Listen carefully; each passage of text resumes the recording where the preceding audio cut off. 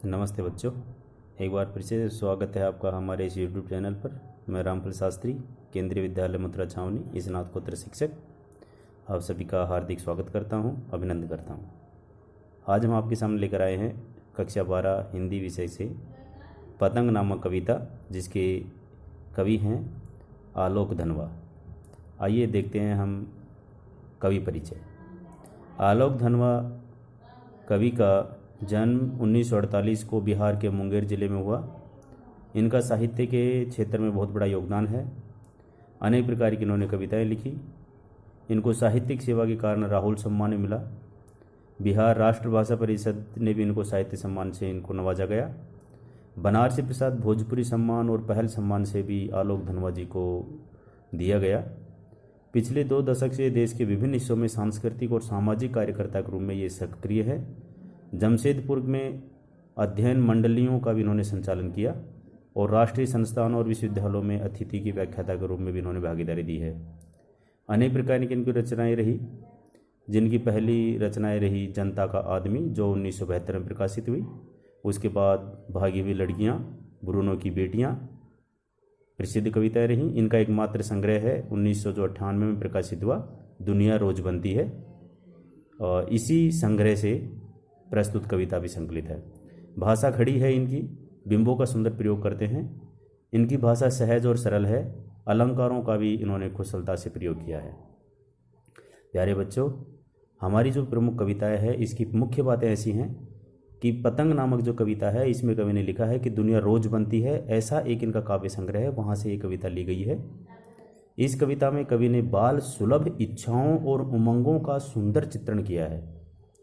एक बालक अपने क्रियाकलापों में प्रकृति में आए परिवर्तनों को कैसे अभिव्यक्त करता है, उनको सुंदर बिंबों के साथ यहाँ पर प्रयोग किया है। पतंग बच्चों की उमंगों का रंग बिरंगा सपना है। उसके जरिए वो आसमान की ऊंचाइयों को छूना चाहते हैं, उसके पार जाना चाहते हैं। कवि ने यहाँ पर बच्चों को एक ऐसी दुनिया में ले जाता है जहाँ शरद ऋतु का चमकीला इशारा है, तितलियों की रंगीन दुनिया है, दिशाओं में मृदंग ढोलक बजते हैं। जहाँ छतों के खतरनाक कोने से गिरने का उनको डर है, तो दूसरी ओर भय पर विजय पाने के लिए बच्चे गिर गिर कर संभलते हैं। पृथ्वी का हर कोना उनके पास दौड़कर चला आने के लिए उतावला है। यहाँ पर पतंग को सबसे ऊंची उड़ान का हौसला लिए अंधेरे के बाद उजाले का प्रतीक्षा है। कवि कहता है कि भादों के बाद बरसात का मौसम, शरद ऋतु का आगमन ये होता है। चमकीली धूप, उमंग का माहौल है। बच्चे पतंग उड़ाने के लिए इकट्ठे हो गए हैं और मौसम में किलकारियां मार रहे हैं। उनके लिए आकाश मुलायम हो गया है, कपास का जैसा मुलायम हो गया है। बच्चों की चोट खरोच उनसे कोई डर नहीं लगता। उनके पैरों में बेचैनी होती है, इस कारण से पूरी धरती को नापना चाहते हैं। वे मकानों की छतों पर दौड़ते रहते हैं। खेलने से उनका शरीर रोमांचित हो जाता है और बच्चे पतंगों के साथ उड़ने लगते हैं। उनका आत्मविश्वास बढ़ने लगता है। ऐसी बातें इस कविता में आलोक धनवा जी ने बताई हैं। प्रस्तुत कविता आपके सामने है। हम इसका अच्छी तरीके से आदर्श पाठ कर सकते हैं। आइए देखते हैं कविता के भावार्थ की ओर। एक अंश हम यहाँ लेते हैं कविता का। सबसे तेज बौछारे गई, भादो गया सवेरा हुआ, अपनी नई चमकीली साइकिल तेज चलाते हुए, घंटी बजाते हुए, जोर जोर से चमकीले इशारे से बुलाते हुए, पतंग उड़ाने वाले बच्चों के झुंड को चमकीले इशारों से बुलाते हुए और आकाश को इतना मुलायम बनाते हुए, खरगोश की आंखों जैसा लाल सवेरा, शरद आया पुलों को पार करते हुए, कि पतंग ऊपर उठ सके, दुनिया की सबसे हल्की और रंगीन चीज़ उड़ सके, दुनिया का सबसे पतला कागज़ उड़ सके, बांस की सबसे पतली कमानी उड़ सके, कि शुरू हो सके सीटियाँ, किलकारियों और तितलियों की इतनी नाजुक दुनिया। शब्दार्थ आपके सामने प्रस्तुत है। भाव सौंदर्य में कवि कहता है कि बरसात के बाद मौसम में तेज़ बौछारें पड़ती हैं बरसात के समय, और उसके समाप्त हो गई हैं। और तेज़ बौछारें और भादो माह की विदाई के साथ साथ ही शरद ऋतु का आगमन हुआ है। शरद का प्रकाश फैल गया है। इस समय सवेरे उगने वाले सूरज में खरगोश की आंखों जैसी लालिमा है।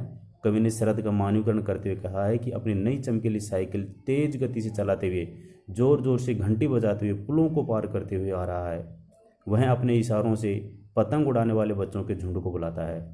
कवि आगे कहता है कि शरद ऋतु के आगमन से उत्साह उमंग का माहौल बन जाता है। शरद ने आकाश को मुलायम कर दिया है ताकि पतंग ऊपर उड़ सके। ऐसा माहौल बना दिया है कि दुनिया की सबसे हल्की रंगीन चीज़, सबसे पतली कमानी लकड़ी, जो बच्चों की दुनिया सबसे पतले कागज़ और बांस की पतली कमानी से बनी पतंग उड़ा सकें। इन पतंगों को उड़ता देखकर बच्चे सीटियाँ किलकारियाँ मारते हैं और ऋतु रंग बिरंगी तितलियाँ भी दिखाई देने लगती हैं उस ऋतु में। तो बच्चे भी तितलियों की भांति कोमल और नाजुक होते हैं और वो पतंगों के साथ ऊपर उड़ना चाहते हैं। दूसरा काव्यांश आपके सामने है। जन्म से ही वे अपने साथ लाते हैं कपास, पृथ्वी घूमती हुई आती है उनके बेचैन पैरों के पास। जब वे दौड़ते हैं बेसुध छतों को भी नरम बनाते हुए, दिशाओं को मृदुंग की तरह बजाते हुए। जब वे पेग भरते हुए चले आते हैं डाल की तरह लचीले वेग से, अक्सर छतों के खतरनाक किनारों तक। उस समय गिरने से बचाता है उन्हें सिर्फ उनके ही रोमांचित शरीर का संगीत। पतंगों की धड़की दुनिया उन्हें थाम लेती है महज एक धागे के सहारे। शब्दार्थ आपके सामने है। भाव इस प्रकार यहाँ पर लिखा है कि बच्चों का शरीर कोमल होता है, वे मानो कपास की नरम लोच लेकर पैदा हुए हैं। उनकी कोमलता का स्पर्श धरती भी लालायित रहती है।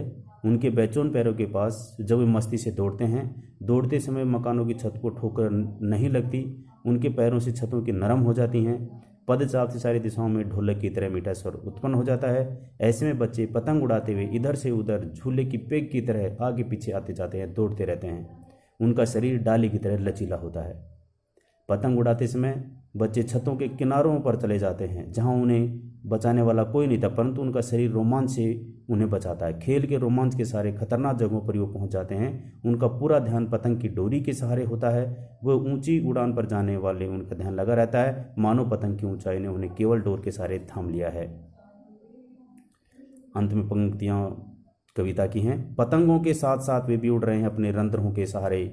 अगर वे कभी गिरते हैं छतों के खतरनाक किनारे और बच जाते हैं, तब तो और भी निडर होकर सुनहले सूरज के सामने आते हैं। पृथ्वी और भी तेज घूमती हुई जाती है उनके बेचैन पैरों के पास। शब्दार्थ हैं आपके सामने। यहाँ पर कवि कहता है कि आकाश में अपनी पतंगों को उड़ता देखकर बच्चे मन में आकाश में उड़ रहे हैं। उनके शरीर में रोएं भी संगीत उत्पन्न कर रहे हैं और वे आकाश में उड़ना चाहते हैं। कभी कभी वे छतों के किनारों से गिर भी जाते हैं, परंतु उनके लचीलेपन के कारण उनके शरीर में कोई चोट नहीं लगती और बच जाते हैं। और उनका मन अब निडर बन जाता है, भय से दूर हो जाता है। वे और अधिक उत्साह के साथ सुनहरे सूरज के सामने आ जाते हैं और वो अगली सुबह फिर से पतंग उड़ाने के लिए लालायित हो जाते हैं और उसी तेज गति के साथ में पतंग उड़ाते रहते हैं और पृथ्वी और तेज गति से उनके बेचैन पैरों के पास में आ जाती है। आज इतना ही। धन्यवाद। आप किस आमंत्रित हैं। कविता का भाव सौंदर्य का सौंदर्य अगले अंक में पढ़ेंगे।